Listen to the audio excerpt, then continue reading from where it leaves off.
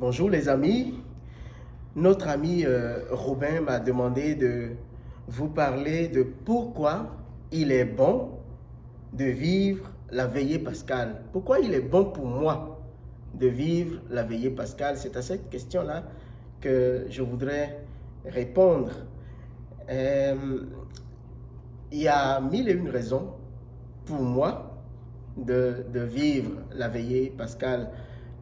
Je vais parmi les raisons importantes, les plus importantes, sélectionner, choisir quatre, les plus majeures, enfin les raisons les plus importantes pour moi de vivre la veillée pascale. Alors la première de ces raisons pour moi, c'est pour entendre, ça va être un peu drôle, mais c'est vraiment ça, c'est pour entendre dans la bénédiction solennelle qui conclut la célébration de la veillée pascale, pour entendre ces paroles-ci, ils sont finis les jours de la passion de notre Seigneur.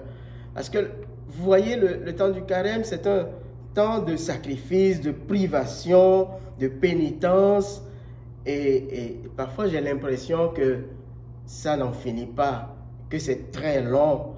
Et même le quatrième dimanche qui est supposé comme couper la poire, en devenir maître de la douceur dans le temps du carême, j'ai comme l'impression qu'il ne joue pas vraiment son rôle.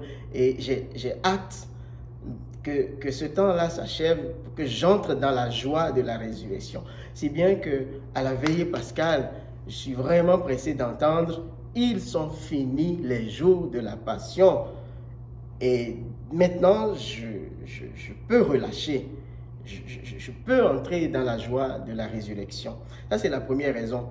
La deuxième raison pour moi de vivre la veillée pascale, eh bien, c'est le rappel de l'histoire sainte. C'est cette histoire-là qui est racontée de la création en Genèse jusqu'à la recréation dans la passion, mort, résurrection de notre Seigneur Jésus-Christ à travers les différents textes qui nous sont proposés par cette liturgie-là. C'est fort intéressant pour moi en tant que chrétien d'être rappelé, que cette histoire-là me soit rappelée et que je revive les grandes étapes de l'histoire du salut.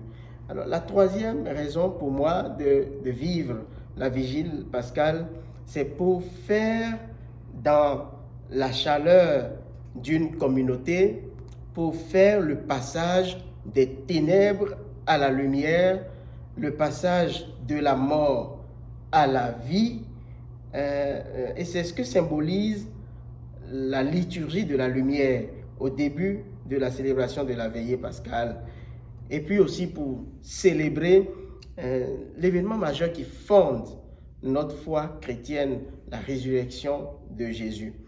Et puis une quatrième et dernière raison pour moi de vivre la veillée pascale, c'est pour être témoin de la naissance dans les fonds baptismaux. La pratique n'est pas commune à toutes les paroisses. Toutes les paroisses ne font pas cette pratique-là aujourd'hui de baptiser des jeunes ou des adultes dans la messe de la veillée pascale, mais traditionnellement, c'est ce qui se faisait. Et même si on ne le fait pas, on renouvelle les promesses baptismales au cours de cette célébration-là. Donc, j'aime être témoin de la naissance de nouveaux baptisés, de nouveaux enfants de Dieu. Des enfants de Dieu dans la foi, bien sûr, parce que ce n'est pas au baptême seulement qu'ils sont enfants de Dieu, ils sont humainement parlant enfants de Dieu, mais ils deviennent davantage enfants de Dieu dans la foi, de par leur baptême. Et puis aussi des membres qui s'agrègent au peuple de Dieu que nous formons, que nous constituons. J'aime être témoin de cet événement au cœur de la vigile pascale. Et c'est aussi l'occasion pour moi de renouveler mes promesses baptismales. Voilà les quatre raisons majeures, les raisons les plus importantes, excusez la qualité de ma voix, qui me motivent à vivre et à vivre de façon intense la célébration de la veille pascale. Merci mes amis.